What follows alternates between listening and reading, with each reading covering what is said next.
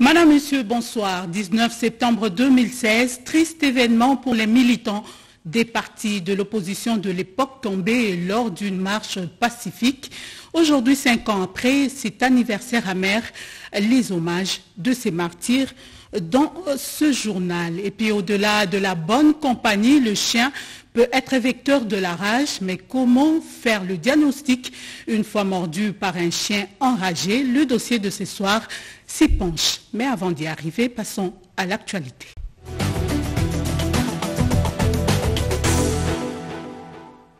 Tout le plaisir est pour moi de vous retrouver pour cette édition du soir sur la RTNC. Le journal magazine de ce soir partira donc de Lubumbashi. Le chef de l'État s'est envolé aujourd'hui pour New York. Il doit participer à l'Assemblée générale des Nations Unies. Mais bien avant, il a rendu visite à la famille biologique de Baba Kyungu. C'est un reportage de Giscard Koussema. Au terme d'un séjour de 62 heures à Lubumbashi, le chef de l'État Félix-Antoine Tshisekedi Tshilombo a repris son avion pour New York où il va participer à la 76e Assemblée générale de l'Organisation des Nations Unies. Avant son départ du chef-lieu du Haut-Katanga, le président de la République est allé réconforter à nouveau la veuve et les enfants Kyungu affligés par cette perte et leur témoigner de toute sa compassion. La veuve Mireille Masengu Bibi Mouloko et les enfants Kyungu ont passé un quart d'heure avec le chef de l'État visiblement aussi affecté par la disparition de ce baobab de la politique congolaise et un des soutiens inconditionnels de son pouvoir. Mobilisée autour de la résidence des Baba Kyungu, la famille politique de Gabriel Kyungu Wakumwanta, à savoir l'UNAFEC, a remis un mémorandum au garant de la nation. Au moment des hommages publics de leur leader, les responsables de l'UNAFEC avaient fait part de leur détermination pour soutenir le président de la République, Félix-Antoine Tshisekedi Tshilombo, comme le faisait ouvertement Baba Kyungu. Le Premier ministre Jean-Michel Samaloukonde, le directeur de cabinet du chef de l'État Guilain Nyembo et les gouverneurs de la province Jacques Kaboula ont accompagné le chef de l'État. Et hier, le président de la République était avec Christophe Mbosso Kodia et Jean-Michel Samaloukonde. Ensemble, ils ont passé en revue la situation générale du pays. Félix-Antoine Tshisekedi a également reçu le commandant de la force onusienne pour les détails des activités de la MONUSCO en RDC. Petite question pour le commandant de la force de la MONUSCO, le général d'Acosta, de rendre compte au chef de l'État, commandant suprême des forces armées de la République démocratique du Congo, Félix-Antoine Tshisekedi Tshilombo, des détails des activités de la force onusienne en soutien et en collaboration avec les FARDC dans les opérations à l'heure actuelle dans l'est du pays. Ce sont des activités de soutien au FARDC, que ce soit en renseignement, en logistique, en planification, en préparation et en exécution d'opérations. Au cours de cette réunion de travail à la résidence présidentielle de Lubumbashi, quelques avancées significatives de l'accord du partenariat de la coopération avec les FARDC depuis la mise en place de l'état de siège ont été évoquées. Notre représentant spécial, Madame Keita, était avec le général d'Acosta il y a quelques jours. Elle était donc dans l'est du pays, elle est allée à Bunia, elle est allée à Beni pour une évaluation du travail qui a été fait. Et effectivement, elle a noté avec le général une amélioration du partenariat, de la coopération avec les FARDC depuis la mise en place de l'état de siège, avec une continuation d'une meilleure compréhension et de l'entendement des besoins, à la fois pour obtenir des résultats opérationnels, mais aussi pour améliorer les résultats de ces opérations. Donc bien sûr, c'est un travail qui doit continuer. Nous ne sommes pas encore arrivés à des résultats satisfaisants. La situation reste extrêmement difficile, mais nous allons continuer à redoubler d'efforts pour justement obtenir des résultats pleinement satisfaisants. Le Premier ministre Jean-Michel Samaloukonde ainsi que le président de l'Assemblée nationale Christophe Mbosso Kodia ont également été reçus. Au sortir de l'audience, Christophe Mbosso a fait savoir à la presse présidentielle quelques lignes de sujet au cœur de leur séance de travail. Je suis venu faire rapport au président de la République sur le fonctionnement de l'institution Assemblée nationale. Nous avons ouvert la session ordinaire et j'ai soumis au chef de l'État un certain nombre de préoccupations qui concernent l'Assemblée nationale. Étant donné que notre chef de l'État est le président en exercice de l'unité africaine, le Parlement congolais doit accompagner le chef de l'État dans l'exécution de son programme. D'autres personnalités de la République attendent aussi d'être reçues par le chef de l'État ici au chef-lieu du Haut-Katanga. Le président de la République est attendu à New York pour la 76e Assemblée générale des Nations unies. Patrick Michel Moukou, notre envoyé spécial, est déjà sur place. Il annonce les grands sujets qui pourront être abordés au cours de ces assises. L'environnement autour de nous l'indique mieux. Nous sommes devant le siège de Nations Unies en plein Manhattan ici à New York. Et c'est dans ce bâtiment derrière nous que se tiennent depuis quelques jours les travaux de la 76e Assemblée générale de Nations Unies. Plusieurs chefs d'État et de gouvernement sont attendus pour cette session qui se tient dans un contexte assez exceptionnel de la Covid-19. D'ailleurs, le thème en dit long, miser sur l'espoir pour renforcer la résilience afin de se relever de la Covid-19, reconstruire durablement, répondre aux besoins de la planète, respecter les droits de personnes et revitaliser l'Organisation des Nations Unies. On sent par ce thème une volonté de rebâtir avec notamment l'épineuse question de la gestion de la crise de la Covid-19 en Afrique comme dans le monde. Et parmi les personnalités annoncées ici à New York figure le président de la République démocratique du Congo et président en exercice de l'Union africaine. Félix-Antoine Tshisekedi Tshilombo sera ici à New York le lundi 20 septembre 2021. Il devra prendre parole le lendemain du haut de la tribune de Nations Unies. Un discours aux multiples attentes. La situation économique à travers le continent sera sans nul doute parmi les points du discours du président Tshisekedi. Les relations entre États africains avec la question du grand barrage de la Renaissance comme celle du changement climatique font partie également des attentes. La situation sécuritaire d'abord dans son pays, la République démocratique du Congo, où deux provinces, l'Ituri et le Nord Kivu, sont en état de siège, mais aussi en qualité de président en exercice de l'Union africaine. On attend un argument de la position déjà connue de l'institution Union africaine sur notamment la situation en Guinée. D'autres thèmes comme les droits de l'homme ou encore l'autonomisation de la femme ne devraient pas manquer à ce grand oral de Félix-Antoine Tshisekedi Tshilombo prévu pour ce mardi à 14h. Il sera 19h à Kinshasa. New York, Patrick Michel Moukoui sur les images de Kokomolicho et Antatina. Retour au pays pour parler de ce grand rendez-vous de l'énergie qui a fermé ses portes hier à Lubumbashi avec plusieurs recommandations. Ce 5e forum vient de poser donc les jalons de la refondation du secteur de l'énergie en RDC. Plusieurs personnalités et autres experts ont contribué sensiblement aux travaux organisés par le patronat congolais. D'autres précisions avec nos envoyés spéciaux Marie Kalong et Patrick Kachala. Un reportage rendu par Oscar Balkaïch. Réunis en panel des ministres, les différents membres du gouvernement présents à la 5e édition du Forum sur l'énergie tenu à Lubumbashi ont abordé dans le même sens pour booster le secteur énergétique, facteur de développement en RDC. INGA, c'est un grand projet qui va couvrir les besoins non seulement de la RDC, mais de l'Afrique. Ça vraiment nous devons nous accompagner. Mais entre autres, les Congo et les besoins sont énormes. Nous devons aussi promouvoir l'énergie alternative, des projets alternatifs.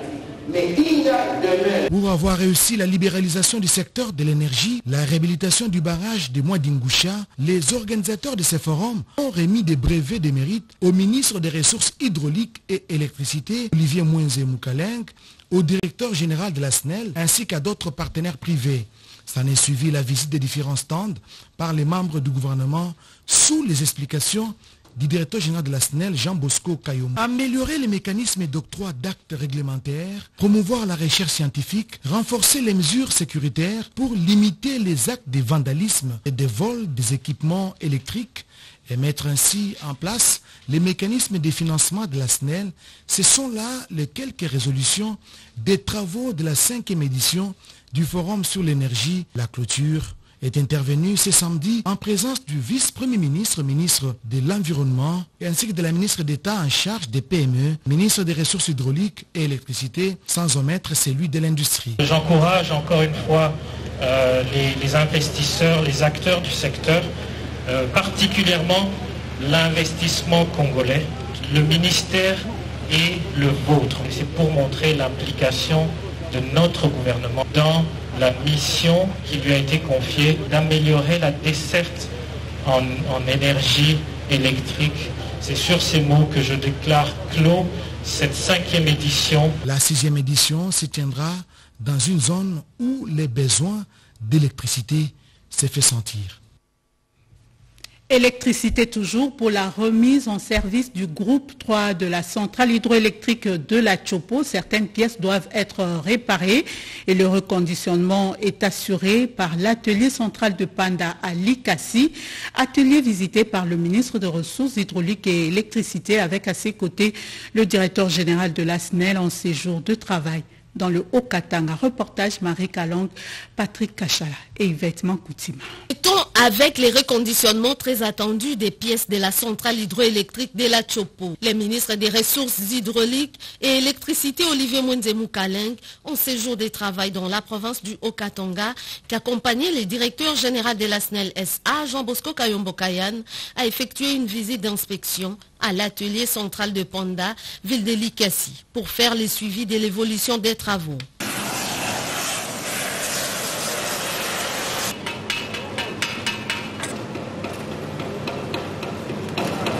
Vu l'urgence de la situation, les personnels de l'atelier central de Panda travaillent d'arrache-pied malgré des conditions difficiles. Ce sont des personnes passionnées qui aiment leur travail, qui travaillent dans des conditions difficiles mais qui adorent ce qu'ils font et ils le font très bien. Delikasi, le ministre des Ressources hydrauliques et électricité a rassuré la population de Kisangani que le travail se fera dans les temps. J'ai promis de faire le suivi. Et je suis ici à Likasi pour m'assurer que nous restons dans les temps et que nous reviendrons vers vous à Kisangani pour résoudre le problème comme nous l'avions promis. Je vous demande encore un petit peu de patience, mais nous suivons de près l'évolution de cette réparation. Bien avant, Olivier Mwenzemu Kaleng a encouragé les équipes de la direction provinciale de la SNEL SA Likasi, chargée des transports et du dispatching. Et dans le secteur du transport, 100 bus interurbains seront affectés pour le transport des étudiants congolais. Une instruction du chef de l'État en rapport avec le contrat de livraison des 500 bus attendus avant la fin de l'année. Contrat signé hier entre le gouvernement et le consortium C2 Stars Limited. Ce contrat prévoit également le montage d'une usine de rassemblage des bus en RDC. D'autres précisions avec Myriam Madika. Des aéronefs des marques brésiliennes pour renforcer la flotte de la compagnie d'aviation Congo Airways. Ces engins, à provenance du Kenya, ont été réceptionnés par les ministres des Transports et Voies de Communication et des Désenclavements, Chéribin Okende, en présence du Premier ministre Jean-Michel Samaloukonde et plusieurs membres du gouvernement. L'acquisition par leasing de ces deux appareils entre dans le cadre de l'application du mémorandum d'entente entre Congo Airways et Kenya Airways, signé le 22 avril 2021 en présence de deux chefs d'État congolais et kenyans. Votre présence ici, Excellence Monsieur le Premier ministre, nous donne encore envie d'aller très loin dans cette philosophie en disant que la République démocratique du Congo, sans transport, moyen de communication, il serait illusoire de penser que réellement nous pouvons relever les défis du développement de notre pays. Le Premier ministre a été conduit par le ministre Chéribin Okende à visiter ces appareils de 98 places. C'était vraiment pour marquer l'accompagnement de la primature, de tout le gouvernement dans ce type de projet. J'espère que toute la population, en tout cas qui cherche à se déplacer, pourra en bénéficier à des prix très compétitifs. La collaboration entre les compagnies nationales Congo Airways et Kenya Airways consacre l'excellence des relations d'amitié et de fraternité entre ces deux pays. C'était l'arrivée de deux aéronefs en partenariat avec Kenya Airways. Le secrétariat général des mines fait peau neuve. Des bureaux sont équipés à la grande satisfaction des cadres et agents de l'administration des mines. C'est un commentaire signé David Mbenga. Améliorer les conditions de travail des agents et cadres de l'administration du ministère de Mines figure parmi les priorités du nouveau secrétaire général ad intérim, Prelok Mbom-Maswa Dissala, qui ne ménage aucun effort afin de rehausser le niveau et la qualité de travail, un travail qui puisse refléter réellement l'image et l'importance qu'occupe le secteur minier en République démocratique du Congo. Depuis qu'il occupe les fonctions de secrétaire général ad intérim, Prelok Mbom-Maswa Dissala a amené un nouveau souffle, celui de changement, avec pour objectif un travail bien fait. Tous nos bureaux ont été équipés avec des nouveaux splits. Nous avons vu même nos installations sanitaires ont été rééquipées. Nous avons vu que tous nos bureaux ont été repeints. Nous avons à présent un grand groupe électrogène. En tout cas, nous sommes très contents, nous sommes très fiers de lui et nous voulons vraiment le féliciter car la vie est revenue et nous avons vu vraiment un changement au niveau de l'administration des mines. Ce changement, qui n'est qu'à ses débuts, se fait avec l'appui de la ministre des Mines, Antoinette Ntsamba, qui attend un bon résultat de l'administration. La crise créée par le phénomène Kamwina Sampo au Kasaï a déstabilisé certains ménages. Des structures spécialisées des Nations Unies réfléchissent déjà à la manière de renforcer la paix dans cette partie du pays. Un reportage de Franklin Kalumbo. Projets qui ont vu la participation de différentes couches et catégories sociales de la province du Kasaï et cependant 5 jours d'activité ont été lancés par Hubert Ngoulandjoko, ministre provincial de Finances qui fait fonction de gouverneur de province ad intérim. D'après Maître Jean-Paul Kassongo, coordonnateur du bureau conjoint des Nations Unies aux droits de l'homme dans la province du Kasaï, ces premiers projets consistent à renforcer les capacités de femmes et les jeunes dans la gouvernance locale et la consolidation de la paix dans la province du Kasaï, leur participation collective dans la gestion de la chose publique pour une meilleure consolidation de la paix, a-t-il souligné lors de son allocution. Et à lui d'ajouter que le deuxième projet vient d'appuyer les ex-combattants et les communautés dans le cadre de démobilisation spontanée par ces initiatives de réinsertion socio-économique et de justice transitionnelle au Kasaï et dans les Tanganyika en République démocratique du Congo. Le BCNUDH et l'ONU Femmes, ces agences des Nations Unies, vont également mettre en œuvre le troisième projet dans la province du Kasaï. Celui-ci sera axé sur le renforcement de la justice et la réinsertion socio-économique pour les jeunes femmes et hommes afin de promouvoir la cohésion sociale entre les personnes déplacées et les membres de la communauté haute dans les provinces du Kasaï et Kasaï central. Ces assises de 5 jours ont été organisées par le BCNUDH dans le cadre du projet JIC.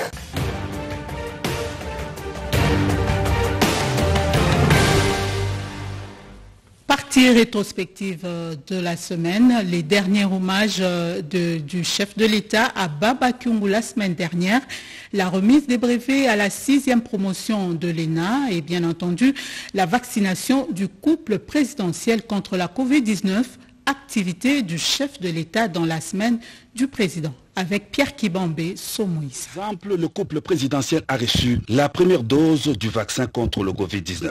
La cérémonie s'est déroulée à la clinique présidentielle de la Cité de l'Union africaine. Le chef de l'État, Félix-Antoine Tshisekedi Tshilombo, et la distinguée première dame Denise Nyakeru Tshisekedi étaient devant l'équipe du programme élargi de vaccination affecté à ces centres hospitaliers. Ils se sont soumis à l'évaluation des signes vitaux et au règlement des formalités administratives d'usage avant de recevoir chacun une pure du vaccin. Le chef de l'État a lancé un appel à ses compatriotes, les invitant à se faire vacciner. Ils étaient au total 19 lauréats à recevoir leur brevet de fin de formation de la 6e promotion de l'École nationale d'administration publique au cours d'une cérémonie rehaussée de la présence du chef de l'État, Félix-Antoine Tshisekedi Tshilombo. Baptisée promotion Étienne Tshisekedi wa Mulumba, la 6e promotion de l'ENA comportait 12 mois de formation initiale avec un stage de découverte et celui de professionnalisation à l'étranger. Un établissement public, l'ENA a reçu une mission depuis sa création de former des jeunes cadre universitaire de l'administration publique. Zongo et Bangui, deux villes voisines séparées par la rivière Ubangi, seront reliées par un pont mobile de 50 tonnes. Ce bac, un don du chef de l'État Félix Antoine Tshisekedi Tshilombo, va faciliter la traversée des tonnes de biens, vivres et marchandises entre ces deux villes de la République démocratique du Congo et de la République centrafricaine. Il s'agit d'une promesse du président de la République à la population des Zongo, au sud Ubangi, dans le Grand Équateur lors de son passage dans cette contrée du pays. Le chef de l'État a visité ce bac géant au chantier naval de la SCTP avant son acheminement très prochain à Zongo, où il permettra également le passage des poids lourds en provenance notamment de Douala au Cameroun vers la RDC via la République centrafricaine. Appelé affectueusement Baba, entendez le père du Katanga, Gabriel Kyungwa Kumwaza, président de l'Assemblée provinciale du Haut-Katanga, est décédé au mois d'août dernier. Le président de la République Félix Antoine Tshisekedi Tshilombo lui a rendu un dernier hommage à Lubumbashi avant son inhumation dans un mausolée érigé dans sa ferme de Kayamba. Aussitôt après son arrivée à Lubumbashi, le président de la République s'était aussi rendu à l'esplanade de l'Assemblée provinciale où une chapelle a été dressée pour une messe de suffrage à mémoire de l'illustre disparu. Le président de la République a déposé une couronne de fleurs devant le cercueil de Gabriel Kyungwa Kumwaza, une des figures de proue de la scène politique congolaise. Signature du plan de sortie échelonné de retrait de la MONUSCO, le projet de loi budgétaire déposé cette semaine par le Premier ministre à l'Assemblée nationale, ouverture de la session de septembre au Parlement, le rappel de ces sujets et tant d'autres dans ce résumé de la semaine en 5 minutes avec Constance Mananga. La première édition de l'examen national de la formation professionnelle et métiers a été lancée à Kinshasa par le Premier ministre Jean-Michel Sama Lukonde cette semaine. Le chef du gouvernement a également assisté à la signature du plan de sortie échelonné du retrait de la MONUSCO sur les sols congolais à la primature. Le vice-ministre des Affaires étrangères a représenté la partie congolaise et Bitou Keïta pour la partie MONUSCO. 2 avions font leur entrée dans la flotte aérienne du Congo Airways. Les aéronefs pris en leasing à Kenya Airways afin de permettre aux voyageurs congolais de voler dans de bonnes conditions. Le Premier ministre promet de s'investir à fond pour améliorer ces secteurs. Sama Lukonde a déposé les projets du budget 2022 estimé à 20 000 milliards de francs congolais, soit un accroissement de 40% par rapport à 2021. C'était après l'ouverture de la session parlementaire de septembre à l'Assemblée nationale. Rentrée parlementaire de beaucoup d'enjeux sur la CENI, l'Assemblée nationale va faire sa part, a déclaré Christophe Mbosso, président de la Chambre basse du Parlement. Pour la 8e fois consécutive, l'Assemblée nationale a adopté les projets de loi portant autorisation de la prorogation de l'état de siège dans les provinces de l'Ituri et du Nord Kivu. La session de septembre, essentiellement budgétaire, s'est également ouverte au Sénat. Un seul point a été inscrit à l'ordre du jour, le discours du président de la Chambre haute, Modeste Bahati Lukwebo. L'agression des patients Ligodi, correspondant des RFI à Kinshasa lors de la marche de la Mouka par le service, a été désapprouvée. Le ministre des Médias, Patrick Mouyaya Katembwe, a exprimé sa désapprobation au porte-parole de la police nationale congolaise. Le porte-parole du gouvernement a eu une séance de travail avec la délégation des journalistes travaillant dans les médias internationaux. Patrick Mouyaya Katembwe a dans la semaine reçu sa première dose du vaccin Moderna contre la Covid-19 à la clinique présidentielle. Axé sur la valorisation d'énergie propre en RDC, la 5e édition du Forum sur l'électricité a ouvert ses portes à Lubumbashi dans le Haut-Katanga. Le ministre des Ressources hydrauliques et électricité, Olivier Mwenze-Moukaleng, a ouvert ses assises. À Lubumbashi toujours, les états généraux de l'enseignement supérieur et universitaire ont été clôturés par le ministre Moïndo Zangi. Parmi les recommandations, l'adoption du système licence master doctorat LMD. La réhabilitation de la voirie ferrée dans le tronçon Kinshasa-Matadi est en marche. La reprise des trafics ferroviaires Kinshasa-Matadi pour bientôt. Les travaux ont été lancés par le ministre des Transports, Voies des Communications et Désenclavement, Chéribin Okende.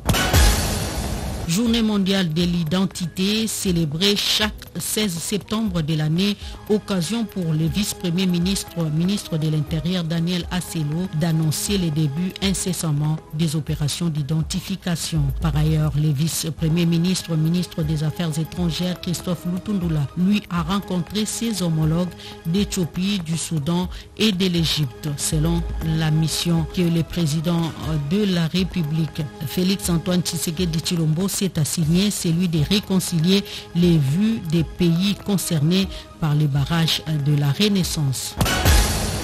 Les pays membres de la CIRGL se sont retrouvés en mini-sommet à Luanda, en Angola. La situation en Centrafrique et l'impact sur la sous-région ont été analysés. La RDC y a été représentée par les ministres de l'intégration régionale Didier Manzenga et celui de la Défense nationale Gilbert Kabanda. Enfin, un incendie s'est déclaré dans les bâtiments où sont logées les installations de la direction provinciale de la RTNC Sud Kivu dans la ville de Bukavu, avec des dégâts matériels énormes. Le gouverneur a fait les déplacements sur place et des solutions idoines ont été projetées.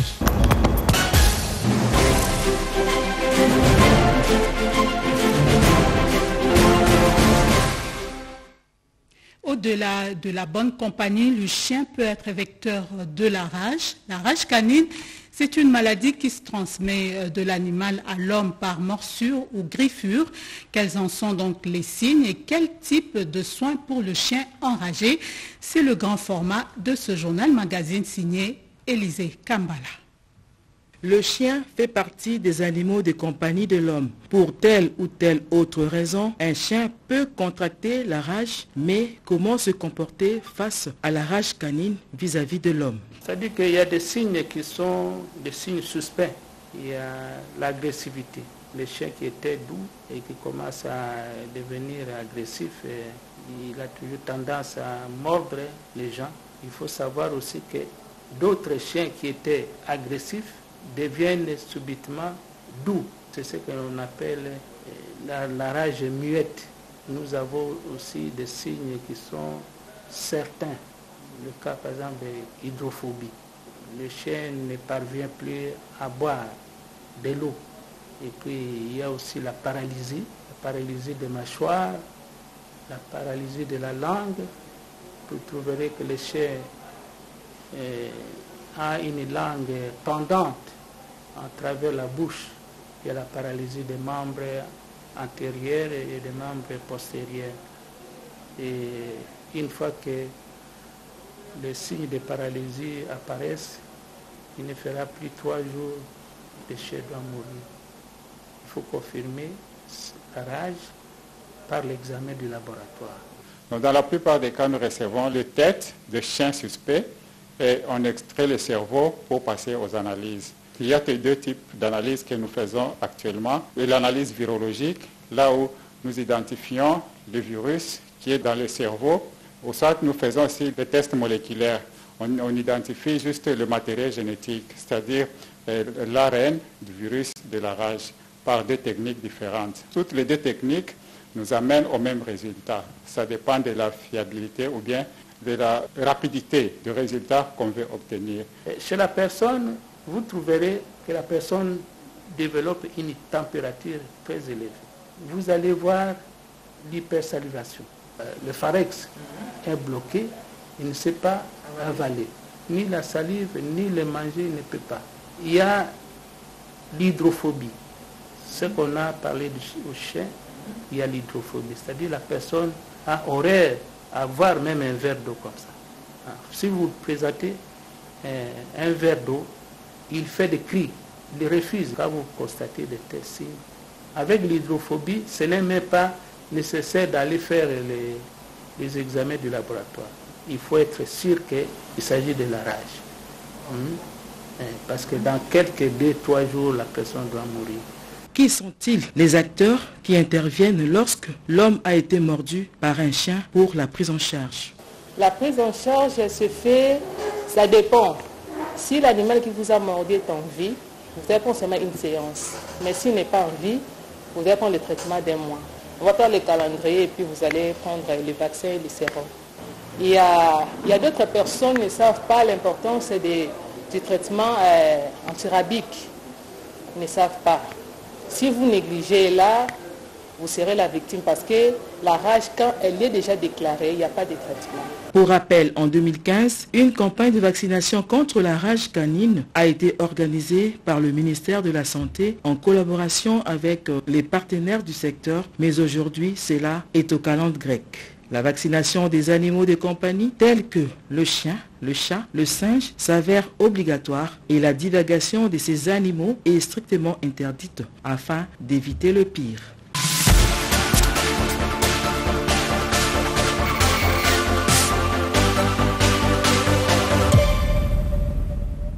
Coup de projecteur sur les états généraux de l'enseignement supérieur et universitaire. Ce sont les assises tenues à Lubumbashi la semaine dernière. Aujourd'hui, avec Mbouyal, nous allons parler de l'appropriation des recommandations de ces assises. Bonsoir Mbouyal. Bonsoir Babette. Et pour commencer, par où commencer justement pour l'application des retombées de ces assises de Lubumbashi?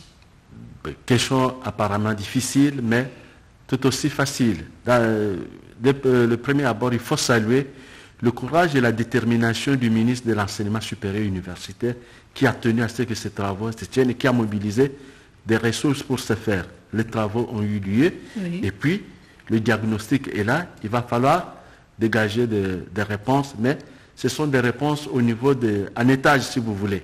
Il y a de la responsabilité qui touche le gouvernement de manière générale, il y a la responsabilité au niveau du ministre de l'enseignement supérieur universitaire, il y a les responsabilités qui relèvent des DG et des recteurs des universités, il y a aussi des responsabilités qui sont liées à l'État, de manière générale, l'autorité politico-administrative, partout où les universités sont implantées.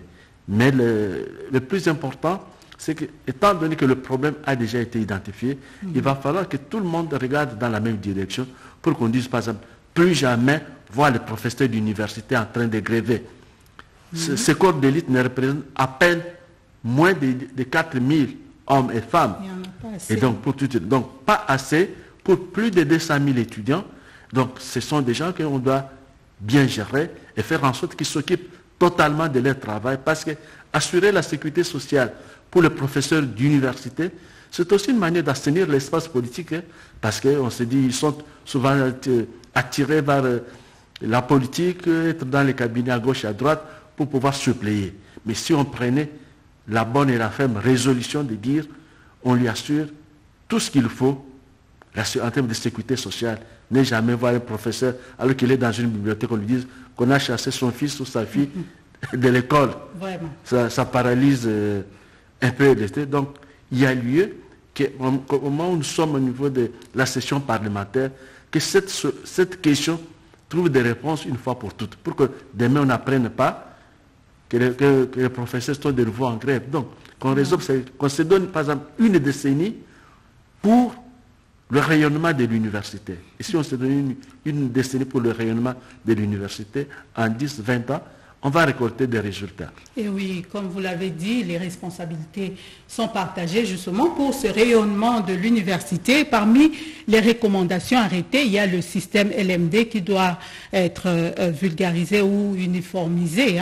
Alors, ce système impose des aspects technologiques, n'est-ce pas, Mbouyal? Essentiellement cela. Parce que grâce aux technologies, on fait participer tout le monde, notamment des étudiants. Mais ça signifie, pour près de 200 000 étudiants sur le territoire congolais, il faut partager des outils informatiques, des tablettes. Donc c'est un marché important. Mais il y a quelque chose qu'il faut faire en sorte que ces outils informatiques soient démocratisés, soient accessibles à toutes les bourses. C'est-à-dire au niveau des taxes et impôts, il va falloir faire en sorte que tous les étudiants, lorsqu'ils commencent l'université, aient accès aux tablettes, aient accès à tous ces matériels. Et bien sûr. Voilà. Et autre urgence, il y a aussi les laboratoires et les autres bibliothèques aussi. Qu'en est-il de ces autres urgences? Soulignons tout de suite que le livre imprimé coûte énormément cher par rapport à la bourse des professeurs, même s'imaginer qu'un livre coûte par exemple $50. Si chaque mois, un professeur d'université devra dépenser $50 pour acheter un ouvrage, c'est trop cher. Et là, il faut aussi interpeller le gouvernement, notamment le ministère des Finances, le ministère de la Culture, de telle sorte qu'on crée un mécanisme pour faciliter l'entrée des livres sur le territoire national. Parce qu'on fait à ce que demain, le professeur puisse pousser les étudiants à mener eux-mêmes des recherches. Ça signifie que les bibliothèques existent, qu'il y a des sites qui existent et que ces bibliothèques sont déjà accessibles. Sinon, il y a des plaintes à tous les niveaux. Les bibliothécaires sont tentés de se plaindre. Ça coûte trop cher le fait d'importer des livres. Alors, si ces livres continuent à coûter cher, il va falloir trouver une solution intermédiaire, relancer la presse universitaire. Merci beaucoup Mbouyal. On va en parler autrement dans une émission beaucoup plus élaborée.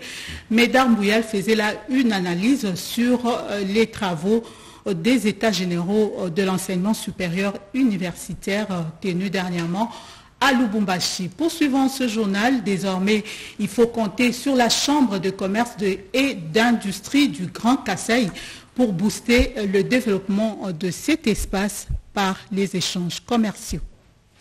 Les entrepreneurs, hommes d'affaires, mais aussi l'ensemble de la population de l'espace Grand Kasaï au développement de leurs entités, une chambre de commerce et industrie vient d'être créée afin de leur permettre des échanges commerciaux. La cérémonie de la présentation officielle de cette plateforme, CCCGK, a connu la présence du ministre des Finances Nicolas Kazadi ainsi que de plusieurs autres personnalités socio-économiques et politiques du Grand Kasaï. C'était aussi l'occasion de présenter et recevoir le membre du gouvernement et autres dignitaires promus dans différentes institutions mandataires ou ministres. L'administrateur explique l'intérêt de cette structure. La Chambre du commerce et l'industrie du Grand Kasaï est un outil qui va servir au développement du Grand Kasaï à travers ces 5 provinces. Les fils et filles du Grand Kasaï ont pris conscience qu'ils doivent travailler ensemble. Ensemble, nous pouvons faire des grandes choses. C'est ça la raison d'être de la Chambre de commerce du Grand Kasaï, qui comprend une trentaine d'entreprises. Jackie Kazadi, nommé président de cette Chambre de commerce, a renchéri en ces termes. Dans le cadre de la Villa Kamia, on a reçu tous les membres du Grand Kasaï qui ont été promus dans différents secteurs politiques, dans des sociétés. Nous avons reçu aussi nos notables du Grand Kasaï, comme Papa Jonas Mukamba, le professeur Mabi Moulumba, qui sont venus nous soutenir. Cette chambre de commerce, il faut le dire, devra apporter les changements dans cette partie du pays, la capitale du diamant. Parlons culture, les stylistes africains à la conquête du marché international. Leurs produits, notamment des boubous en soie, en dentelle, en basin ou même en pagne, ont fait l'objet d'une exposition organisée à Kinshasa. Reportage Christine Lenzo et Yvette Mankoutim. Susciter l'esprit entrepreneurial auprès de jeunes Africains dans un contexte de crise sanitaire provoquée par la Covid-19, cette question et bien d'autres sont à la base des opérateurs culturels sénégalais et congolais. Les deux parties se sont retrouvées pour booster des secteurs de grande visibilité comme l'habillement, les maquillages, la mode et autres soins corporels. Quelques femmes sénégalaises et congolaises se sont mutualisées pour donner corps aux grandes idées, mais surtout pour travailler et donner un contenu à une marque qui pourrait émerger dans l'avenir. Des opportunités existent et il va falloir les saisir. Le mode africain a de beaux jours devant lui, à côté des pans africains, présentés par les couturiers congolais et sénégalais. L'occasion leur a été offerte d'explorer d'autres chantiers. C'est ainsi qu'on a saisi les opportunités dans les secteurs des pédicures et manicures. Bref, le chantier est vraiment vaste. Et le reboisement consiste à créer des zones boisées ou des forêts qui ont été détruites par différentes causes dans le passé. À Kinshasa, une conférence a été organisée par la SENCO. Protéger la biodiversité, c'est garantir la vie de la planète et à petite échelle, protéger son environnement immédiat, c'est préserver la vie de sa communauté. C'est dans cette optique qu'il faut placer cette conférence de presse qui a permis aux orateurs de présenter à l'opinion Les menaces qui pèsent sur la forêt du lac de Mavale de Kimwenza dans la commune de Mongafola, l'un des poumons verts de Kinshasa. Cette concession appartenant à la Cinco est aujourd'hui victime des spoliations de personnes n'ayant ni titre ni qualité qui font des incursions intempestives s'arrogeant le pouvoir d'attribuer à des tierces des lopins de terre en violation de la loi foncière. La Cinco interpelle et s'insurge contre cette situation qui prend des proportions inquiétantes. Sur le plan de l'autorité ayant les affaires foncières dans ses attributions, c'était question d'attirer son attention par les services techniques dont il a sous sa responsabilité pour qu'une instruction soit donnée à ses conservateurs de manière à arrêter l'établissement des titres. Tout est parti du déboisement de la forêt du lac de Mavale qui a impacté négativement sur plus de 12 hectares de la forêt partie en fumée. 10 à 15 tonnes d'oxygène par an sont perdus à jamais. Cet écosystème pourrait disparaître dans moins de 2 ans si l'on ne mettait pas fin à cette hémorragie. En politique, sachez que l'UDPS Lualaba s'est doté d'un siège pour la fédération provinciale. La cérémonie d'inauguration a été présidée par Nathalie Ngandou, cadre de cette partie politique. C'est un véritable temple de la démocratie pour la famille politique du chef de l'État à Kolwezi. Ce nouveau directoire qui fait la fierté de l'UDPS, Fédération de Kolwezi Lualaba, est une dotation de Madame Nathalie Ngandou, cadre au sein de la fédération. L'inauguration a eu lieu ce mardi 14 septembre 2021. Une cérémonie présidée par le délégué de Jean-Marc Kabound, chargé de l'implantation et de l'organisation au niveau national. Bien avant la visite des bureaux, sous l'égide de la donatrice, 3 interventions ont été présentées aux militantes et militants pour donner les biens fondés de cette nouvelle bâtisse jamais construite à Kolwezi. Madame Nathalie Ngandou a dit que ce nouveau directoire est sa manière d'honorer le président Félix Tshisekedi ainsi que le comité national de l'UDPS. Son Excellence Félix Antoine Tshisekedi Tshilombo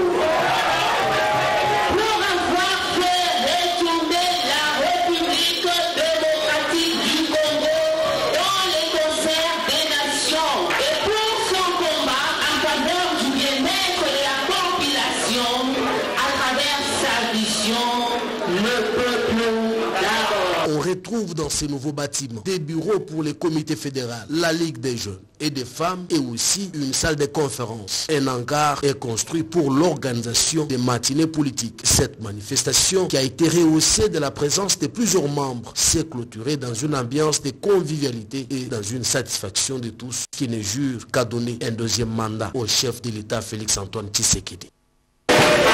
Ma part pour le Congo, parti politique proche de l'UDPS, a organisé dernièrement une matinée politique. Le président de ce parti lance une invitation aux Congolais de s'investir pour la reconstruction du pays.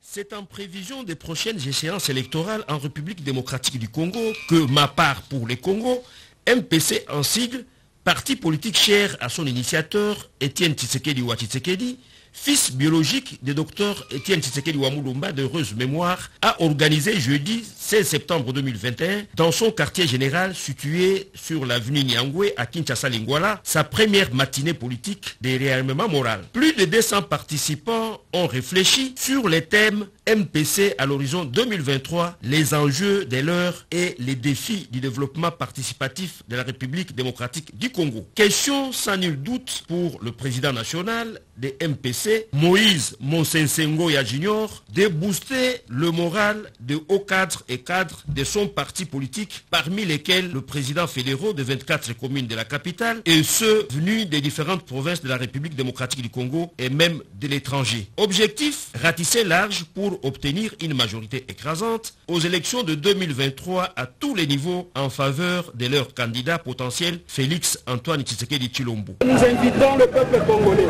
à participer massivement au développement du pays, à la croissance économique du pays. Nous devons tous prôner le développement.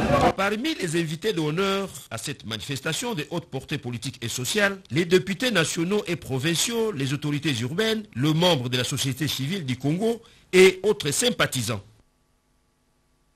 Et je le disais en début du journal, le 19 septembre 2016, les militants des partis politiques de l'opposition de l'époque ont été tués lors d'une marche pacifique à l'initiative de feu Étienne Tshisekedi. Franck Diongo a rendu un hommage à ces martyrs en présence des membres de leur famille. Reportage Fifi Mukundi et Dieu merci Nsweka.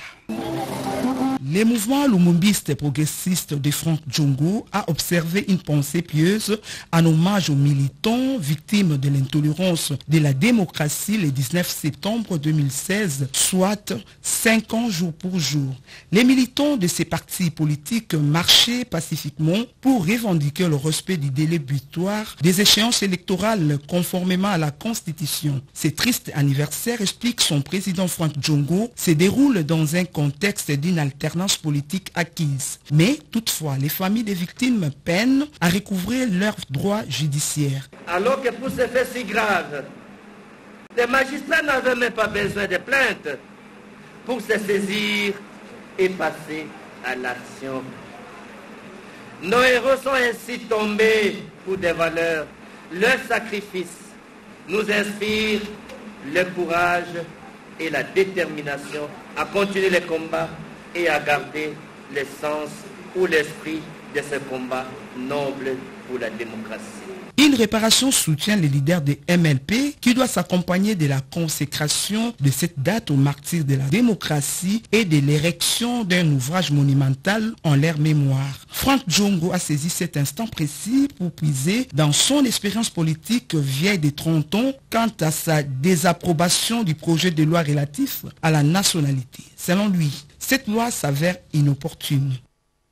Madame, Monsieur, c'est la fin de ce journal. Merci de l'avoir suivi. Le prochain rendez-vous avec l'actualité, c'est tout à l'heure à 23h avec Serge Mata. Quant à moi, j'aurai bien le plaisir de vous retrouver très prochainement avec le même plaisir.